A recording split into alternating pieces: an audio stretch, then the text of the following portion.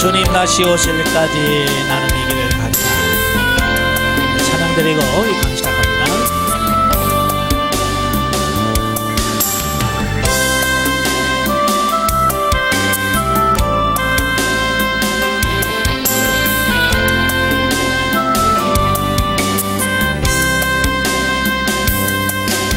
주님 다시 오실 때까지 나는 이 길을 가리라. 좁은 길 나의 십자가 지고 나의 가는 이 길 끝에서 나는 주님을 보리라. 영광의 내 주님 나를 맞아주시리. 주님 다시 오실 때까지 나는 일어나 달려가리라. 주의 영광 온 땅 덮을 때 나는 일어나 노래하리. 내 사모하는 주님 온 세상 주시라. 내 사모하는 주님 영광의 왕이시라. 주님 다시 오실 때까지 나는 일어나 달려가리라. 주의 영광 온 땅 덮을 때 나는 일어나 노래하리. 내 사모하는 주님 온 세상 주시라. 내 사모하는 주님 영광의 왕이시라.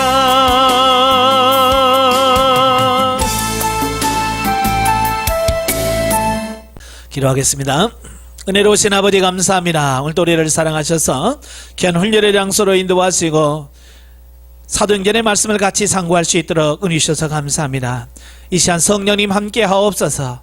성령께서 우리를 붙들어 주셔서 깨닫게 하옵소서. 우리의 눈을 열어 보게 하시고 우리의 귀를 열어 듣게 하시고 우리의 심령을 열어 깨달아지는 역사가 있도록 성령님 도와주옵소서. 시종을 주님께 맡겨오며 예수님의 이름으로 감사하며 기도하나이다. 아멘.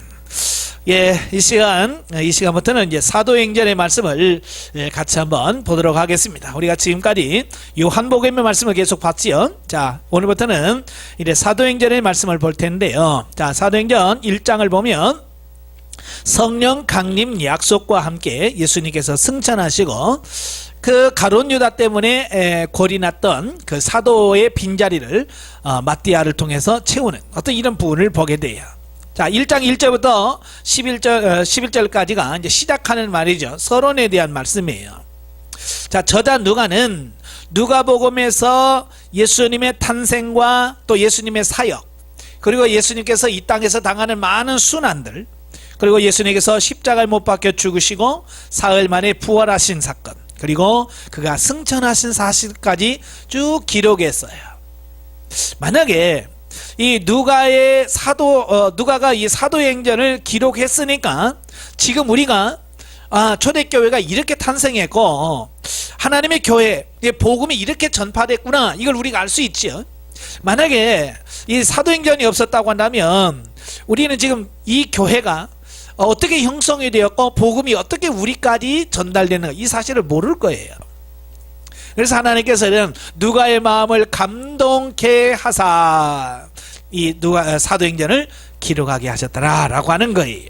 자, 그래서 이 사도행전은 예수 그리스도의 승천 이후, 예수님께서 승천하신 이후에 복음이 어떻게 확장되어져 가고 이 땅에 하나님의 교회가 어떻게 성장해 가는가라고 하는 사실을 기록했다라고 하는 거예요.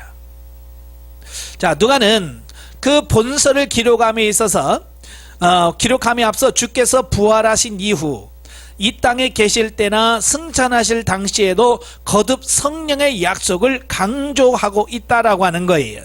예, 그래서 너희는 예루살렘을 떠나지 말고 뭐 하라고요? 예, 성령이 오시기를 아버지 약속하신 것을 기다리라 라고 말씀해 주고 있어요. 예, 왜냐? 예수님께서 말씀하셨잖아요. 예, 요한복음 14장, 15장, 16장에서 보면 성령님의 사역에 대한 말씀을 하고 계시거든요. 예, 나는 간다. 그러나 나는 가는 것 때문에 슬퍼하지 말라. 왜? 내가 가는 것이 도리어 유익하다. 왜? 내가 가야 보혜사 성령님이 이 땅에 임하시기 때문이다. 그래서 예수님께서 이 땅에 사역하실 때도 계속 성령님의 사역에 대한 말씀을 쭉 하셨잖아요.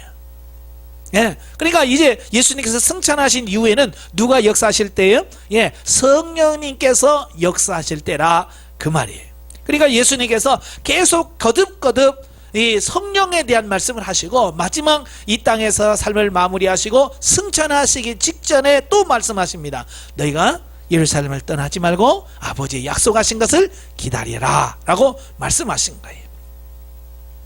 예, 이는 다음 장에 기록된 오순절 성령 강림과 이후에 사도행전에 기록된 모든 성령의 사역은 우연히 일어난 사건이 아니라 이미 예수 그리스도께서 약속하시고 예언한 말씀의 성취로서 예수님의 사역과 연속된 것임을 보여준다 그 말이에요. 예, 그러니까 우리가 구속사에 대한 말씀 많이 들었잖아요. 그러니까 창세전에 성부, 성자, 성령 이 삼위 하나님께서 모이셔서 계획을 세우신 거예요. 그게 뭐냐면 구속사예요. 어떻게 죄에 빠진 인간들을 구원할까? 네, 그래서 구속사에서 이미 인간이 타락하기 전에 인간의 구속사를 계획하셨어요. 예, 그래서 성부 하나님, 성부, 성자, 성령 이 삼위 하나님께서 이 천지만물을 창조하시고 아담이 범죄하고 난 이후에 예수 그리스도께서 때가 되면 육신을 입으시고 이 땅에 오셔서 우리의 죄 문제를 해결하시고 예수님께서 부활하시고 승천하시고 하늘로 올라가시면 그 다음에 제3위 되신 성령 하나님께서 이 땅에 오셔서 예수님께서 성취하신 그 구속을 각 개개인에게 적용해서 완성시키려고 하는 거예요. 그러니까 이 성자 예수님의 사역과 성령 하나님의 사역이 어떻게 해요? 계속 연속적으로 이어진다는 것을 의미하는 거예요. 예, 그러니까 구약은 성부 시대, 신약은 성자 시대, 신약 시대는 성령 시대 이게 아니에요. 계속해서 삼위 하나님은 구약에서 쫙 같이 역사하셨어요. 단 주역으로서 활동하는 주로 활동하시는 분이 이제 성령님이시다라고 하는 것이죠. 그런데 이 성령님은 반드시 예수 그리스도와 영속적으로 이어진 거예요. 자, 8절에서 보면 성령 강림 이후에 주의 복음을 땅끝까지 전하라고 하는 선교의 사명을 주시죠. 자, 이는 구원받고 성령 받은 성도는 반드시 복음을 전하는 사명이 있다라고 하는 것을 시사한다 그랬어요. 그러니까 가끔 보면 그래요. 저는요 전도 사명이 없거든요. 이런 말씀을 하시는데요. 예, 전도 사명과 상관없이 이 땅에 예수 그리스도를 믿고 구원받은 모든 사람들은 이 예수님의 명령을 받은 사람들이에요. 예수님 무슨 명령하셨어요? 예, 땅 끝까지 이르러 내 증인이 되라. 이게 예수님의 명령이셔요. 그러니까 나는 아니에요. 아닙니다. 모두 이 세상에는 구원받은 모든 사람들에게 복음 전하에 대해 사명이 주어진 거예요. 그래서 때를 얻든지 못 얻든지 우리는 복음을 전해서 영혼을 구원하는 일에 앞장서는 우리가 되어야 될 줄로 믿습니다. 자, 그리고 9절부터 10절까지 11절에서 예수님께서 재림의 약속을 남기시고 승천을 하시지요. 자, 이는 예수님의 모든 제자들이 지향해야 할 복음 전파의 사명과 그 수행 주제로 하는 본세에 있어서 복음 전파의 사명이 명확한 명령으로 주어지는 배경이 되는 예수님의 승천이 중요한 이치를 점하고 있기 때문이다 그랬어요. 자, 그러니까 예수님이 이 땅에 사셨을 때는 누가 말씀을 전하셨어요? 예수님이 전하셨어요. 예수님께서 기적 다 행하시고요, 예수님께서 전파 다 하시고요, 물론 때로 12 제자를 불러서 둘씩 짝을 지어서 전도하기도 하시고, 또 70명의 제자를 불러서 또 2명씩 짝을 지어서 내보내기도 했지만, 예수님이 살아계실 때는요, 누가 하셨냐면 예수님이 하셨어요. 예, 그냥 예수님의 제자들은 훈련 차원에서 전도 훈련을 받았을 뿐이야. 근데 예수님께서 이제 승천하시고 하늘로 올라가시면 이제 예수님이 전하는 게 아니라 누가 해야 돼요? 바로 그 제자들이 전해야 된다 그 말입니다. 예. 그러니까 어찌 보면 예수님의 승천이 곧 예수님의 제자들이 복음을 전해야 될 어떤 그 시점에 왔다라고 볼 수 있는 거죠. 그래서 예수님께서 이제 승천하시면서 이제 성령의 권능을 받고 예루살렘과 유다와 사마리아 땅끝까지 이르러 내 복음의 증인이 되리라 라고 명령하시는 이 부분을 보게 되죠. 예. 한편 본단락에서 성령님의 임재를 약속하셨는데, 복음 전파와 교회 성장의 원동력으로 끊임없이 성령의 역사심이 본서에 나오므로 본서를 성령 행전이라고도 부른다. 예.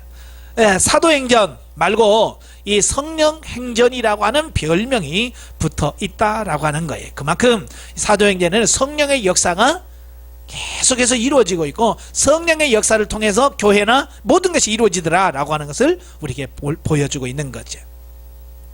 자, 두 번째 단락은 이제 12절부터 14절까지 보면 예수님께서 말씀하신 그 성령 강림을 기다리는 사도와 제자들. 자, 본문에서 예수님은 승천 이후에 성령 강림이 있을 것을 말씀하셨죠. 예, 그래서 성령 강림은 이제 오순절에 임하는데요, 그 예수님께서 부활 승천하시고 오순절까지 약 10일간의 기한이 있었어요. 예, 10일간의 기한, 그 과도기 동안 상황에 대한 계략적인 보도로서 예수님의 성령 강림 약속과 선교 명령을 받은 사도들과 무리들이 주의 성령 강림 약속을 믿고 마음을 같이하여 기도에 힘썼던 사실을 소개한다라는 거예요. 자, 예수님께서 기다리라고 말씀하잖아요. 자, 여기서 기다리라고 말할 때에 그냥 시간만 때우라는 얘기인가? 아니죠. 분명히 예수님께서 너희는 기다려라. 왜? 하나님께서 약속한 그 때가 있다는 거예요. 그러니까 기다리라는 것은 다른 말로 말하면 기도해라 그 말과 같은 거예요. 예. 예수님께서 겟세마네 동산에 올라가서 기도하시면서 베드로와 요한과 야고보에게 뭐라고 말해요? 야, 너 좀 깨어 있어. 잠자지 말고 좀 깨어 있어라라고 말한 이유는 뭐예요? 기도하라는 얘기죠. 예? 근데 예수님께서 기도하시다 보니까 어때요? 다 자고 있는 거예요. 그래서 예수님 뭐라고 그래? 너희는 한시도 깨어있을 수 없느냐? 예? 시험에 들지 않게 깨어 기도하라 라고 말씀하시는 거잖아요. 그러니까 기다리라고 하는 말은 기도하라는 말이에요. 왜냐? 기도하지 않으면 성령의 역사가 나타나지 않아요. 예. 그러니까 성령은 역사하되 뭘 통해서 역사하냐면 우리의 기도를 통해서 성령의 역사하더라 그 말이에요. 그러니까 기도하지 않으면 성령의 역사가 없어요. 그러니까 우리가 성령님을 사모하고 성령 은사를 받기를 원하고 성령님과 동행하기를 원하면 반드시 뭐 해야 된다? 기도해야 된다 그 말씀을 하고 있는 거예요. 이건 성장한 사람들도 마찬가지고, 성장하기 이제 막 훈련을 받기 시작하는 사람이나 성장한 사람이나 목회자나 평신도나 다 마찬가지. 기도 없으면 살 수가 없어. 기도에 목숨 걸어야 돼. 예? 기도에 생명을 거는 여러분이 되셔야 돼. 그래서 예수님의 승천이라는 위대한 사건을 목격한 사람들은 그의 그의 분부에 따라서 예루살렘을 떠나지 않고 주의 약속대로 성령이 임하시기까지 모여 성령이 임하시기를 기다리며 기도하였다라고 하는 사실이에요. 예? 그래서 기도에 전념하기 위해서 예수님 뭐라고 그래? 예루살렘을 떠나지 말라. 왜요? 예루살렘에서 성령 역사가 임하니까. 예, 이 말은 무슨 말이에요? 기도의 자리, 은혜의 자리 떠나지 말라 그 말이에요. 예, 기도의 자리, 은혜의 자리 떠나지 말라. 누가복음에서도 자, 예수님의 승천 후에 제자들이 예루살렘 성전에서 하나님을 찬양했음이 기록되어지고 있는데요. 이들이 예수님의 명령대로 예수님을 떠나지 않고 주의 약속대로 성령이 임하시기까지 찬양과 기도를 힘썼다라고 하는 사실을 보여주고 있다. 예, 예수님 말씀에 순종하는 자에게 복이 있습니다. 예수님께 순종하시길 바래요. 기도하시기를 바래요. 자, 이를 통해서 첫째, 사도들과 성도들이 주의 약속을 믿고 성령 강림을 위하여 기도하며 기다릴 때 그 약속대로 성령이 임하였듯이 주의 약속은 필히 성취되는 바 현재 우리도 주의 재림과 천국 구원의 약속을 필히 이루어질 것이라는 것. 예, 하나님은 약속하면 반드시 성취하시는 분이에요. 시간이 관계없어요. 하나님은 한 번 약속하시면 1000년, 2000년, 3000년, 4000년, 5000년이 지나고 6000년이 지나도 하나님의 약속은 변하지 않고 그대로 이루어진다는 사실이에요. 그래서 우리가 하나님이 약속하신 것을 어떻게 해야 돼요? 믿으셔야 돼. 그리고 그 약속이 이루어질 때까지 기다릴 줄 아는 인내가 필요하다 그 말이에요. 오늘 많은 성도들이 인내심이 부족해요. 끝까지 참질 못해요. 그래서 하나님의 약속을 받아 누리지 못하는 경우가 너무 많다 그 말이. 끝까지 인내하시기를 바라요. 그러면 반드시 이루어지더라 라는 겁니다. 두 번째로 주는 교훈은 주님의 사명을 온전히 감당하고자 하는 성도들은 서로 간에 자기의 아집과 이기심을 버리고 힘써 협력해야 한다는 사실을 말씀해 주고 있습니다. 자, 이게 무슨 말이에요? 예, 구원받은 성도들, 특별히 은혜를 사모하는 자들은 마음을 같이 하는 게 중요한 거예요. 마음을 같이 하는 거. 기도할 때도 마찬가지예요. 같이 마음을 같이 해서 기도하는 거예요. 근데 마음을 같이 하려면 뭐 해야 돼요? 예, 자기 아집, 고집, 고정관념, 편견 이걸 내려놓아야 되죠. 그렇잖아요. 예, 욕심 있는 사람은 절대로 남과 같이 할 수 없어요. 마음을 같이 할 수가 없어요. 욕심을 내려놓아야 돼.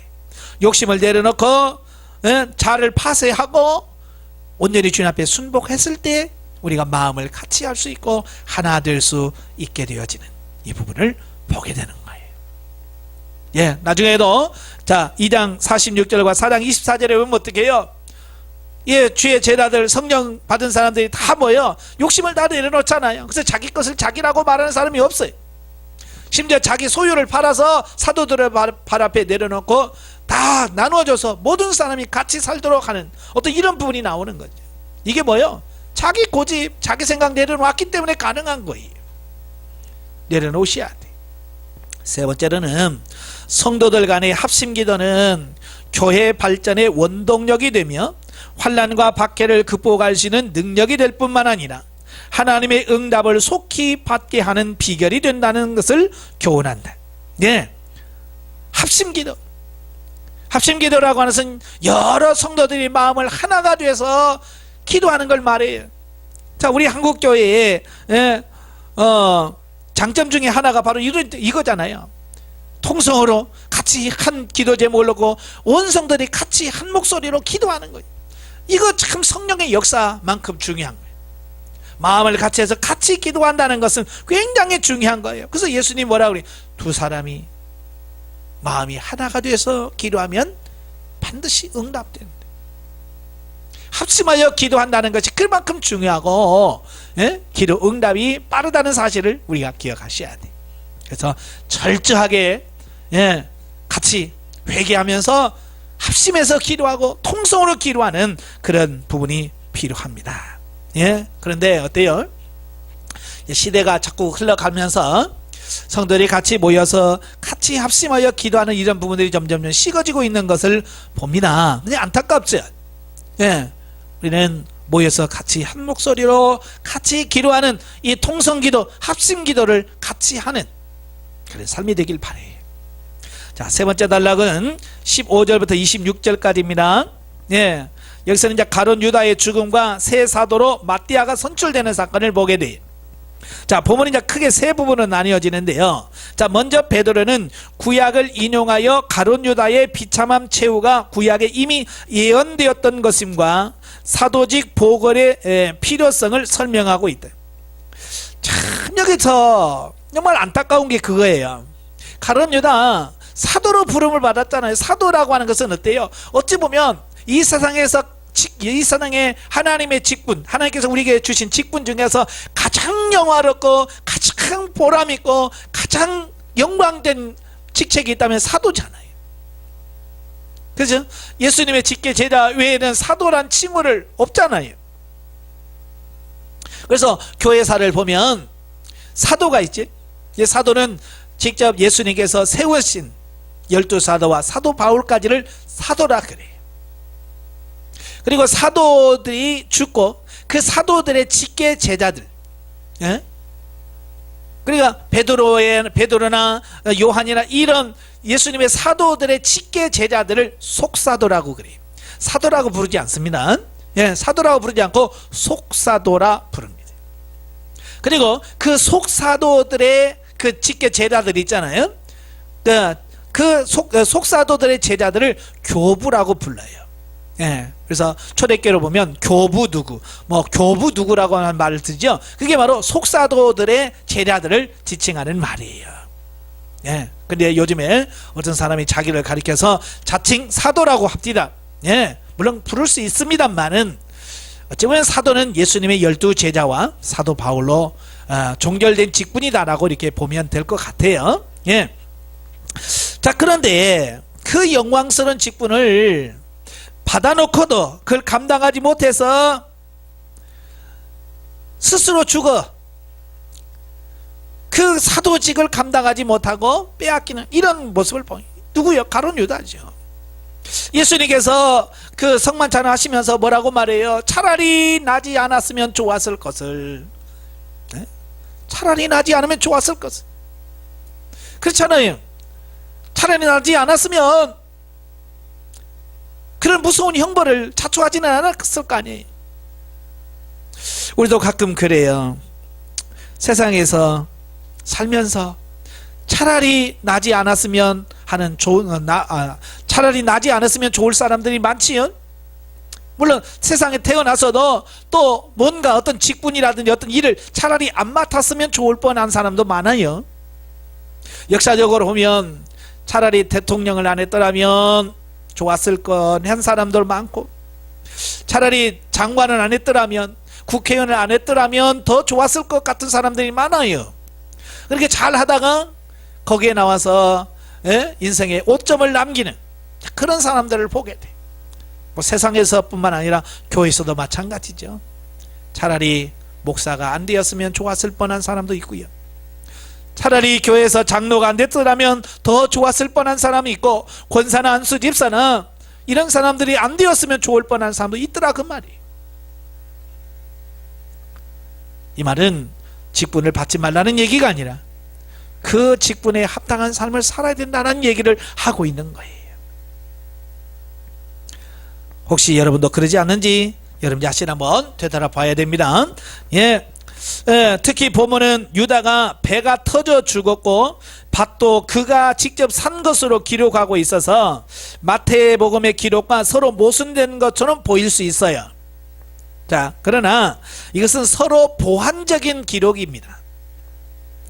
다시 말하면 가룟 유다는 나무에 목을 매달았다가 나뭇가지나 끈이 끊어짐으로 땅에 떨어져 배가 터져 죽은 것으로 보인다라고 하는 거예요. 예. 참 여기서 안타까운 거잖아요. 같은 거의 비슷한 실수를 해도 베드로는 통회하면서 회개하잖아요. 예. 통회하고 자복하고 회개하니까 그는 구원을 받고 또 사도로서 귀한 사명을 감당하잖아요. 그러나 가룟 유다는 뭐 했어요? 예, 목매버린 거예요. 회개하셔야 돼요. 회개하면 다시 하나님께서 귀해 주십니다. 예, 가룟 유다처럼 어리석은 선택하지 않기를 바래요. 자, 가룟 유다의 돈으로 종교 지도자들이 밭을 산 까닭에 유다가 산 것처럼 묘사된 것이다. 예, 가룟 유다가 예수님 팔고 양심의 가책을 받잖아요. 그래서 그 돈을 가지고 와서 취소하겠다라고 말합니다. 그러나 이미 종교 지도자들은 예수님을 죽이기를 작정했기 때문에 가룟 유다의 의도와 상관없어요. 죽여야 되거든요. 그러니까 안 된다라고 말합니다. 그러니까 가룟 유다가 예수님 몸값을 받았던 그 은 30을 성전에다 던져버리고 그가 가서 목을 매 다 자살하는 거예요. 그러니까 이 지도자들이 피값을 주고 그걸 자기들이 쓸 수 없다는 거예요. 그래서 밭을 사서 지나가는 나그네들의 묘지로 쓰는 그런 부분을 보게 되죠. 그러니까 어쨌든 유다가 던진 그 돈으로 샀기 때문에 유다가 산 것처럼 본문에 기록하고 있다라고 하는 거예요. 하여튼 마태나 본문의 기록은 다 같이 사단의 하수인이 되어 예수 그리스도를 판 가룟 유다의 비참한 최후를 잘 묘사해주고 있다라고 하는 거예요. 자, 여러분들도 이 가룟 유다와 같이 시작은 잘했어. 근데 중간에 포기하거나 끝이 안 좋으면 안 돼. 끝까지 잘하셔야 돼. 한번 사도 됐으면 끝까지 사도 되고, 영성적으로 살기로 작정했으면 끝까지 영성적으로 살아야지. 살기 힘들다고 피곤하다고 다시 육신으로 돌아가면 안 돼. 갈라디아서를 보면 사도 바울이 갈라디아 교인들을 향해서 뭐라고 말해요? 어리석도다 갈라디아인들이여, 어떻게 성령으로 시작하여 육으로 마치려고 하느냐, 그 말씀이 있지. 예, 처음에는 사도 바울을 믿고 성령에 충만해서 영으로 살려고 했습니다만은 핍박도 오고 또 이단들이 와서 미혹하니까 육신으로 다시 돌아가서 육신의 삶을 사는 거예요. 그러면 끝은 사망인 거예요. 저와 여러분도 끝까지 영중심의 삶을 살기를 주민으로 축원합니다. 자, 한편 베드로는 계속해서 사도 될 자의 자격과 사명을 언급하고 있다라고 하는 거예요. 다시 말하면 가룟 유다가 12사도에서 가룟 유다가 죽으니까 이제 11사도밖에 안 되잖아요. 12사도가 돼야 되는데 사도가 한 명이 부족해요. 그래서 그 사도를 하나를 더 세워서 12사도로 세우자라고 하는 거죠. 자, 이를 보면서 먼저 사도의 자격을 이제 새로 뽑힐 자격을 정합니다. 자, 요한의 세례로부터, 요한의 세례라는 것은 예수님께서 처음 공생애를 시작하는 첫, 어디부터 시작해요? 세례 요한에게 세례를 받을 때부터 공생애가 시작되거든요. 그러니까 그때부터 예수님이 승천하신 날까지, 그러니까 예수님이 3년 반의 그 공생애 기간 동안 예수님과 함께 다니며 그의 가르침을 받은 자여야 한다라고 하는 조건이 있습니다. 그런 사람에게 일단 사도가 될 자격을 준다는 얘기예요. 자, 사도는 뭐 하는 사람이에요? 복음을 전하는 사람이에요. 명예직이 아니잖아요. 그가 가서 예수 그리스도를 증언해야 되고 예수 그리스도를 전해야 돼. 근데 예수 그리스도에 대해서 모르면 어떻게 전하겠어요? 그죠? 자, 그래서 예수 그리스도를 직접 옆에서 보고 경험하지 않으면 증인이 될 수가 없는 거예요. 그래서 처음부터 끝까지 예수님과 늘 함께하고 곁에 있던 사람들 중에서 뽑자라는 거예요. 교회도 마찬가지. 직분을 세울 때 보면 이래 교회 나온 지 얼마 안 된 사람들을 세우면 물론 어떤 분은 잘하는 경우도 있어요. 그러나 이런 경험이 없다 보면 나중에 하나님이 일하면서 어려움을 겪을 수가 있어요. 그래서 직분자를 세울 때는 반드시 경험이 있는 사람들을 세우는 것이 중요한 거예요. 그래서 사도 바울도 장로를 세울 때는 예수 믿은 지 얼마 안 된 사람은 세우지 마라. 왜? 교만할까 두렵다는. 그리고 사도의 사명은 예수님의 부활을 증거하고 봉사의 직무를 감당하는 것이다. 이로 보아서 사도직의 보충은 단순히 구약의 예언을 이루는 것만이 아니라 주님의 지상 명령을 온전히 수행하기 위함에 더 큰 의미가 있다고 할 수 있다. 그러니까 한 명 빠졌으니까 한 명 채우자, 이게 숫자 채우려고 하는 게 아니라 얘기예요. 다시 말하면 정말 일할 수 있는 일꾼을 뽑아야 된다고 말이에요. 그래야 하나님의 일이 되지. 숫자 채우려고 우리 교회는 장로가 이만큼 많아요. 뭐 장로 자랑하려고 장로 숫자 채우면 안 되잖아요. 교회의 일은 숫자를 채우려고 뽑는 게 아니잖아요. 하나님의 일하도록 일꾼을 뽑는다라고 하는 거예요. 그러니까 정말 일할 수 있는 사람, 충분히 기도하고 하나님께서 사랑하고 인정받을 수 있는 사람을 세워야 하나님의 일이 돼. 오늘 교회에서 그 일꾼 하나 잘못 세워서 교회가 얼마나 어려워진 교회들이 많은지 몰라요. 중요합니다. 그래서 일꾼을 세울 때는 반드시 기도하고 세워야 된다는 거예요. 자, 세 번째로는 마지막 단락은 가룟 유다의 자리를 대신할 사도직에 마띠아가 선출되는 과정을 보도하고 있습니다. 자, 베드로의 말이 끝나자 사도직을 감당하기에 합당한 두 사람, 즉 요셉과 마띠아가 천거됩니다. 예, 추천을 받는 거죠. 예, 그래서 두 사람을 세우고 11사도를 비롯한 그곳에 모인 120문도들이 기도한 후에 당시 하나님의 뜻을 가리는 방법으로 사용되던 제비를 뽑아서 마띠아를 세웁니다. 자, 여기서 그들이 제비 뽑기를 했잖아요.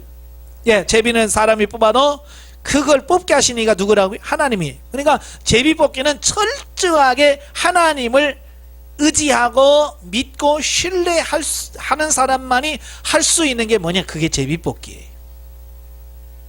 거기는 인간의 어떤 사심이나 인간적인 수단과 방법이 들어가 있지 않아요.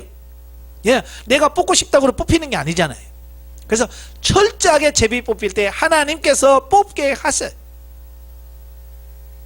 예, 그래서 우리 교회에서 어떤 일꾼을 세울 때 이런 방법도 해볼만 하죠.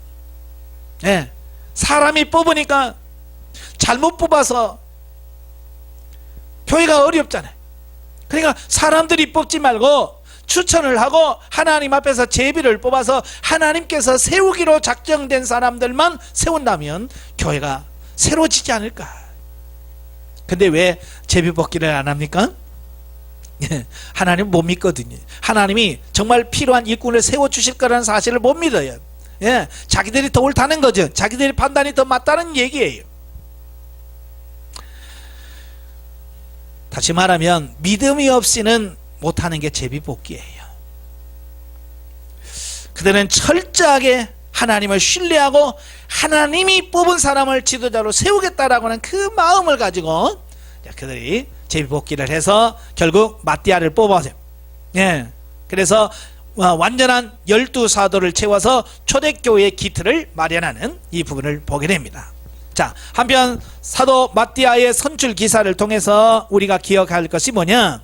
첫째는 하나님은 절대 주권을 가지고 당신의 사역을 전개하시지만 동시에 그 모든 사역은 반드시 당신의 종들을 경유하여 행하심으로 성도는 인간 측의 최선의 노력도 다해야 하는 바, 그의 일환으로 조직과 체계 정비도 매우 중요하다는 것. 네. 자, 우리가 하나님이 일하세요. 자, 우리가 그런 기도하죠. 예, 하나님은 하나님의 일을 하셔요. 그런데 하나님이 일하실 때 어떻게 하시느냐? 하나님이 직접 하시는 게 아니고 사람을 세워서 그 사람을 통해서 하나님의 일을 하게 하세요. 이게 하나님의 통치 방법이에요. 그래서 하나님은 끊임없이 누구를 세워요? 사람을 세워요. 사람을. 그래서 이 사람이 얼마만큼 하나님의 말씀을 잘 듣고 훈련을 통해서 새로워진 이후에 그 일을 하느냐에 따라서 달라지는 거예요. 그래서 하나님은 사람을 세우시고 그를 철저하게 훈련시키는 과정을 먼저 거치는 거예요. 다윗도 마찬가지고 모세도 마찬가지고 그의 많은 사람들이 지금도 마찬가지예요. 지금도 하나님께서 뽑아놓고 그냥 주의 일 시키는 것 같지만 아니에요. 철저하게 훈련을 시켜가고 있어요. 여러분도 마찬가지고요. 이 훈련을 통해서 변화되어진 우리를 통해서 하나님이 쓰시기를 원하시고 우리를 세우기를 원하신다는 거예요. 그러니까 우리가 중요한 게 뭐예요? 예, 우리 자신이 먼저 주님 앞에 바르게 세워지는 거 중요합니다. 자, 두 번째로는 교회에서 하나님의 직분자를 선출할 때는 사람의 외적인 모습으로 평가할 것이 아니라 그가 얼마나 하나님의 사명을 올바르게 수행할 수 있는가를 염두에 두고 기도하며 온전히 하나님의 주권에 맡기는 가운데 선출해야 한다는 것을 교훈합니다. 예. 그러니까 교회 문제는 누구 문제예요? 사람 문제예요. 하나님의 문제 일으킨 적 없어요. 예수님이 교회에 와서 문제 일으킨 적 없어요. 성령님이 교회에 흔든 경우 없어요. 누가 흔들어요? 예, 사람이 흔들어요. 사람이. 그래서 이 사람을 얼마나 잘 세우느냐가 중요한 거예요. 그러니까 사람을 세울 때 외모를 보지 말라는 말이에요. 외적인 모습을 보지 말라는 거예요. 우리가 잘 아는 것처럼 사무엘상 16장에 보면 하나님이 사울왕을 대신해서 이세 집에 가서 기름을 부어서 왕으로 세우라고 하지. 그래서 사무엘 선지자가 기름을 가지고 이세가 사는 베들레헴에 갑니다. 그래서 자녀를 데려오라. 그래서 앉혀놓고 큰아들에게 가서 보니까 너무 잘생겼는 거예요. 잘생겼어요. 멋있어요. 그래서 사무엘 선지자가 야, 이 정도는 되어야 기름 부을 만하지. 그랬는데 하나님께서 뭐라고 그래? 사람은 외모를 보거니와 나는 중심을 보느니라. 하나님은 외모를 보지 않는데 외적인 조건을 보지 않는다는 거예요. 그래서 자기 아버지마저도 인정하지 않는 그 말제 다윗을 불러 하나님이 기름 부으라고 말씀하시는 거예요. 하나님은 외모를 보지 않으셔요. 우리도 사람의 외모를 보지 말고 정말 하나님 보시고 정말 일할 사람이 누군가, 정말 일할 수 있는 사람을 세울 수 있는 그런 삶이 되셔야 됩니다. 자, 영적에 봅니다. 성령 세례를 받음으로 우리의 영, 혼, 몸 전체가 진리의 말씀대로 살 수 있는 도구로서 살아야 한다. 우리가 성령 안에서 새로워지면 세상적인 가치관이 영적 가치관으로 변화되고 하나님 나라에 속한 생각으로 바뀐다. 굉장히 중요합니다. 우리 스스로는 우리의 사고와 가치관을 바꿀 수 있는 능력이 없어요. 성령이 임하시면 성령의 은혜와 능력으로 우리의 사고와 가치관이 바뀌어져요. 그래서 하나님 말씀대로 살 수 있는 존재로 바뀌어져 갑니다. 그러니까 성령을 받는 게 그만큼 중요한 거죠. 성령 충만하시길 바라요. 그래야 우리의 사고와 가치관이 육신적에서 영적으로 바뀌어집니다. 복음의 증인이 된다고 하는 것은 모든 범사의 주님이 우리의 삶의 주관자가 되시고 그분이 왕이 됨을 증거할 수 있는 자가 된다는 것을 말한다. 예, 복음의 증인이 되시길 바라요. 자, 이 시간에는 성경 계시발전서적에는 승천, 다른 말로 승귀라고 말합니다. 승귀라고 하는 말은 어떤 분은 이제 귀신을 이겼다 그러는데 그게 아니에요.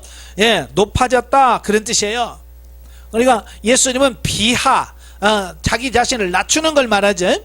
그래서 하나님이심에도 불구하고 인간의 육신을 입으시고 이 땅에 오신 것은 비하, 자기를 낮추시는 거예요. 그 승기는 뭐냐? 그 비하의 반대예요. 이제 높아지시는 것을 말합니다. 그래서 이제 승천이라고 하기도 하고 승귀라기도 합니다.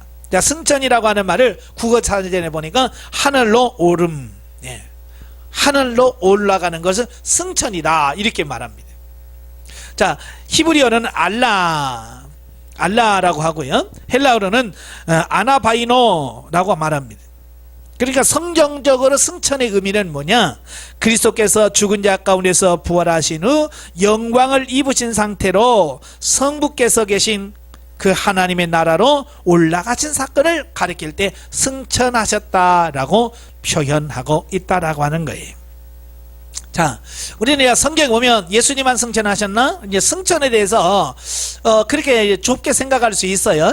자, 그런데 성경을 보다 깜짝 놀란 게 뭐냐면 이외로 이 승천에 대한 예언과 승천에 관련된 많은 성경구들이 너무 많다는 걸 알게 돼요. 예. 그래서 하나님께서는 구약에서부터 이미 예수 그리스도의 승천을 예언하셨고 그 승천은 그대로 이루어질 것을 이미 이렇게 곳곳에다가 비밀처럼 숨겨놓으셨던 것을 보게 되죠. 자, 우리가 잘 아는 것처럼 맨 처음 승천한 사람이 누구예요? 하늘로 올려 죽음을 보지 아니하고 하늘로 올려온 사람이 누구예요? 에녹이죠. 예, 창세기 4장 24절입니다. 예, 창세기 24장 창세기 4장 24절 한번 보겠습니다. 자, 창세기 2장 24절에 보면, 자, 에녹은 하나님과 동행하더니 하나님이 그를 데려가심으로 세상에 있지 아니하였더라 그랬어요. 에녹을 하나님께서 죽음을 보지 않고 바로 하나님의 나라로 데려갔대요. 그 이유가 뭐래요? 그거 뭐라고 써졌어요? 예, 하나님과 동행하더니. 예.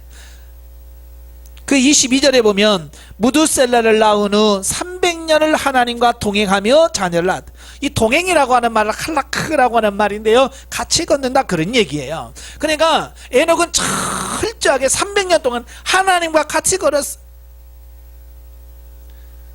우리는 하루도 하나님과 동행하기 힘들어요. 말로는 하나님과 동행한다고 하지만 실제 삶을 보면 하나님 없이 살아갈 때가 너무 많거든요. 그런데 에녹은 300년 동안이나 하나님과 동행했다는 거예요. 자, 이걸 보면서 에녹이 왜 하나님이 그를 데려갈 만하셨는가를 알 수 있겠죠. 천국의 삶이 뭐예요? 하나님과 동행하는 삶이에요. 하나님과 같이 사는 삶이에요. 그러니까 에녹은 이 땅에 있으나 천국에 있으나 똑같은 동행하는 삶을 사는 사람이에요. 그래서 그가 하나님께서 에녹을 죽음을 보지 아니하고 바로 그를 데려가는 사건을 보게 되어집니다. 자, 두 번째 사건이 열왕기하 2장 11절에 나와요. 자, 그러면 열왕기하 2장에 보면 엘리사와 엘리야가 나오죠. 하나님께서 엘리야를 하늘로 불려 올라갈 계획을 가지시고 엘리야를 부르시죠. 자, 그래서 엘리야가 엘리사에게 오지 마라, 너 여기 있어라 라고 말합니다. 그런데 그 엘리사는 끝까지 그를 따르죠. 그러다가 11절에 보면 두 사람이 길을 가며 말하더니 불수레와 불말들이 두 사람을 갈라놓고 엘리야가 회리바람으로 하늘로 올라가더라. 예. 엘리사와 엘리야가 둘이 가는데 갑자기 불수레와 불말이 탁 나타나 두 사람을 쫙 갈라놓더니 엘리야를 태우고 그냥 회리바람으로 하늘로 올라가는 거예요. 바로 이제 승천이라고 할 수 있겠죠. 예. 왜 하나님께서 엘리야를 승천시켰을까? 에녹은 하나님과 300년 동안 동행했다라고 되어 있는데요. 엘리야는 물론 능력의 선지자겠죠. 예. 그래서 하늘에도 불이 떨어지기도 하시고 아하방처럼 악한 왕과 대적하면서 정말 하나님 앞으로 살려고 몸부림쳤던 그 선지자가 바로 엘리야 선지자겠죠. 예. 그만큼 엘리야 선지자가 경건했을 뿐만 아니라 상징적인 의미도 있어요. 자, 그래서 하나님께서 엘리야를 승천하심을 통해서 나중에 예수 그리스도의 승천을 예비하는 하나의 모형, 그림자, 예표로 삼게 하시는 부분을 보게 되죠. 자, 전에도 말씀드린 것 같지만 사람들은 한 번도 일어나지 않은 일을 믿는다는 것은 쉽지 않아요. 그죠? 예, 사람들이 노아 때 홍수 심판 안 믿었잖아요. 왜요? 그 전에 홍수라는 게 없었어요. 예, 홍수라는 게 없었기 때문에 사람들이 홍수를 심판한다 그래도 못 믿어. 왜? 홍수를 겪어봤어야 알지. 그러나 노아 홍수 이후에는 사람들이 홍수 얘기만 들어도 겁나죠. 예, 경험했기 때문에 그런 거예요. 승천도 마찬가지예요. 예수님께서 승천하셨다네, 하늘로 올라가셨다네, 성경적인 이런 근거가 없으면 사람들이 무슨 소리야, 어떻게 사람이 승천해, 그럴 건데 에녹과 이 엘리야를 통해서 보여주심을 통해서 그들도 올라갔지, 그리고 예수님도 올라갈 수 있겠다, 승천에 대한 확신을 갖도록 하기 위해서 이미 하나님께서 이렇게 중간중간에, 역사의 중간중간에 승천을 하는 그 사건을 통해서, 예? 사람들로 하여금 승천이 가능하다는 사실을, 예, 이성을 통해서 알도록 만들어놨다 그 말이에요. 자, 그리고 어떤 분들은 이제 모세도 승천했다라고 주장하는 사람도 있어요. 예. 그 사람 이제 주장하는 이유가 신명기 34장 6절에 보면 벳볼 맞은편 모압 땅에 있는 골짜기에 장사되었고 오늘까지 그의 묻힌 곳을 아는 자가 없느니라 그랬죠? 예, 모세의 무덤이 없어요. 못 찾아. 그래서 모세를 아주 중요하게 여긴 사람들은 아마 엘리야나 에녹처럼 승천하지 않았을까라고 이렇게 주장을 합니다만은 성경에 보면 뭐라고 되어 있어요? 장사되고, 그렇죠? 땅에 있는 모압 땅에 있는 골짜기에 장사되었고, 예, 승천했다고 말하고 뭐 있지 않아요. 그러니까 제가 느낌표를 해놨죠. 이것은 사실이 아닐 가능성이 훨씬 많다. 예, 의문이 많은 거예요, 이 주장에 대해서. 뭐 이스라엘의 역사를 보면 뭐 이사야도 승천했다, 또 뭐 누구도 승천했다, 이런 여러 설들이 많아요. 그러나 성경에서는 명확하게 승천했다라고 말하시는 분은 에녹하고 엘리야 두 사람입니다. 자, 시편에 보면 그 예수님의 승천을 예고하는 듯한 구절들이 몇 구절 나와요. 자, 시편 68편 18절에 보시면 주께서 높은 곳으로 오르시며 사로잡은 자들을 취하시고 선물들을 사람들에게 받으시며 반역자들로부터 받으시니 여호와 하나님이 그들과 함께 계시기 때문이로다 그랬죠? 자, 주께서 높은 곳으로 오르시며 그랬죠? 바로 이것은 승천을 의미하는, 예? 예언하는 성경 구절이지 않나라고 이렇게 보고요. 또 시편 110편 1절에 보시면 여호와께서 내 주에게 말씀하시기를 내가 내 원수들로 내 발판에 대게 하기까지 너는 내 오른쪽에 앉아 있으라 하셨도다. 이건 나중에 사도 바울이 인용을 하지요. 인용을 하면서 이것은 예수님께서 하늘 보좌에 올라가서 하나님 보좌 우편에 앉은, 예, 승천하셔서 하늘 보좌에 앉으시는 어떤 그런 부분들을 예고하고 예언하고 있지 않나라고 이렇게 봅니다. 그 외에도 시편에 보면 이런 비슷한 얘기들이 많이 나와요. 예. 자, 그 다음에 예수님의 승천을 직접 보고 기록한 그 마가복음 16장에 보면, 마가복음 16장 19절에 보면 주 예수께서 말씀을 마치신 후 하늘로 올려지사 하나님 우편에 앉으시니라 그랬죠. 예, 제자들에게 말씀을 하시고 하늘로 올려졌다, 올려지사, 올라갔다는 것을 말씀해 주고 있어요. 또 누가복음 24장 51절에 보면 축복하실 때에 그들을 떠나 하늘로 올려지시니 그랬죠. 그러니까 마가복음에도 올라가시고 여기는 올려지시니라고 표현하고 있어요. 그러니까 이 올려졌다라고 하는 말은 예수님께서 새 날개처럼 독수리 날개치고 막 올라갔다는 얘기가 아니라 하나님의 주권적인 능력으로 올려지셨다라고 말씀해주고 있어요. 자, 그것을 아주 가장 잘 묘사한 부분이 바로 이제 사도행전이라고 볼 수 있겠어요. 사도행전 6절부터 11절까지 보면, 자, 9절 보겠습니다. 자, 이 말씀을 마치시고 그들이 보는 가운데 올려져 가시니 구름이 그를 가리어 보이지 않게 하더라. 예, 구름이 확 몰려와서 예수님을 다 감싸더니 그가 보이지 않게 되어지는 이 부분을 보게 되죠. 자, 올라가실 때에 제자들이 자세히 하늘을 쳐다보고 있는데 흰 옷 입은 두 사람이 그들 곁에 서서 이르되 갈릴리 사람들아 어찌하여 서서 하늘을 쳐다보느냐 너희 가운데서 하늘로 올려지신 이 예수는 하늘로 가심을 본 그대로 오시리라 하였느니라. 예, 예수님 올라가신 그대로 다시 오겠다라고 약속하시는 이 부분을 보게 되죠. 자, 예수님께서 어떻게 하셨다고요? 예, 올려가셨다라고 말씀해주고 있어요.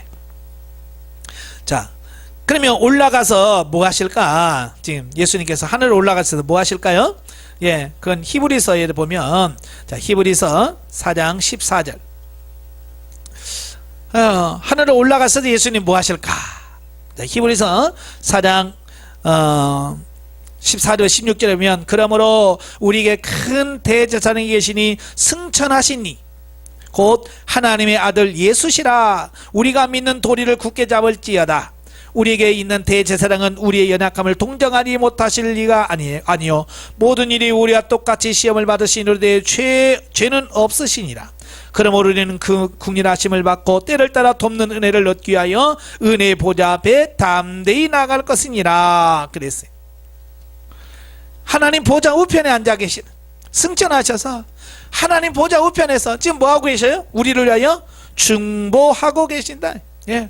하나님 우편에서 끊임없이 지금 우리를 위해서, 저와 여러분들 위해서 중보기도 하고 계시더라 라고 하는 것을 보게 되어집니다. 자, 그리고 자, 마지막으로 데살로니가전서 4장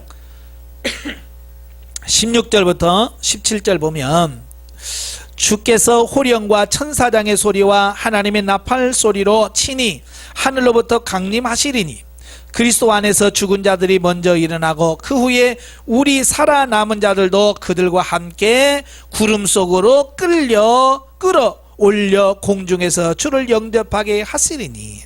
자, 이걸 이제 휴거라고 말하죠. 들림받는다. 예. 예수님께서 부활의 첫 열매가 되시고 하나님의 나라로 들림받은 첫 열매가 되셨어요. 그래서 마지막 때에 예수님께서 공중에 재림하실 때에 어떻게 해요? 하나님의 택한 성도들이, 죽었던 사람들이 먼저 일어나서 깨어서 그가 하늘로 끌어올려진다. 예, 끌어올림 받아. 그리고 이 땅에 살아있는 자들도 호련히 변하여 하늘로 공중으로 끌어올려져. 그래서 공중에서 주님을 만나게 되어진다는 거예요. 그러니까 예수님의 승천은 곧 우리의 휴거를 비유하고 있습니다. 그래서 다시금 말하면 우리도 구원하실 거라는 확신에 대한 말씀을 하고 계신 거예요. 그래서 예수님께서 친히 승천하셨고 그 승천하심이 곧 우리에게 확신, 믿음을 주신다라고 볼 수 있어요. 자, 결론은 자, 예수님의 승천은 모든 대적으로부터의 승리를 의미하며 그랬어요. 예, 그래서 시편의 기사를 보면 예수님께서 높이 올려가셔서 상을 베푸신다는 말이 있잖아요. 이건 뭘 의미하냐면, 자, 그때 당시 그 전쟁을 하잖아요. 나라와 나라 전쟁이 일어나게 되면 왕이 전쟁에 나갑니다. 그래서 승리한 왕은 높은 자리에 앉아. 높은 자리에 앉아서 패배한 왕의 목을 치는 거예요. 그리고 전쟁에서 빼앗은 여러 물품들을 그 군인들이나 백성들에게 나눠주는 거예요. 선물을 주는 거예요. 그래서 잘한 장군에게는 상을 주고 뭘 주고 이런 하잖아요. 바로 그걸 비유를 하고 있어요. 그러니까 승천하셨다라고 하는 것은 바로 예수님께서 승리하셨다. 원수 마귀된 예수님을 십자가에 못 박혀 죽으심으로 모든 걸 끝내려고 했지만 예수님께서는 그 부활하심으로 승리하셨고 하늘로 승천하심으로써 완전한 승리를 하셨음을 우리에게 보여주고 있어요. 또한 그를 따르는 모든 성도들의 휴거와 궁극적인 승리로 이끄실 것을 의미한다라는 거예요. 예? 예수님도 승리하셨듯이 오늘 저와 여러분도 승리케 하실 거라는 사실을 우리에게 말씀해 주고 있고, 예수님께서 다시 오실 때에 우리가 다 공중에 들림받아 끌어올려감을 받게 될 것을 예표합니다. 참 그 예수님의 그 부활은 많이 강조하지요. 예, 교회에서 부활절도 지키고 그럽니다. 근데 교회에서 예수님의 승천일을 지키는 기념일은 없어요. 예. 별로 그렇게 중요하게 여기지 않는 어떤 그런 부분이 있습니다만은 승천도 굉장히 중요합니다. 예수님의 부활만큼 중요한 거예요. 그래서 우리가 예수 그리스도의 그 승천을 보면서 우리도 소망을 갖기를 바래요. 우리가 비록 이 땅에서 이렇게 살지만 언젠가는 하나님의 나라에 올라갈 것이라는 그런 소명, 확신을 갖고 우리가 이 땅에 사는 동안 아무리 힘들고 어려워도 끝까지 승리하시기를 바랍니다. 예? 하나님의 나라 들어가는 그날까지 기도하면서 승리하는 여러분 되시기를 주님으로 축원합니다. 기도하겠습니다. 은혜로우신 아버지 감사합니다. 오늘도 귀한 말씀 주셔서 감사합니다. 정말로 예수 그리스도께서 승천하시어 하늘에 올라가심으로 말미암아 오늘 예수 그리스도를 믿는 모든 성도들에게 소망을 줍니다. 승리의 확신을 줍니다. 우리도 공중에 들림 받을 것에 대한 확신을 갖습니다. 이런 확신을 우리에게 주셔서 영원한 하나님의 나라의 소망을 들고 열심히 달려가는 우리 모두가 될 수 있도록 도와주시옵소서. 예수님의 이름으로 감사하며 기도합나이다. 아멘.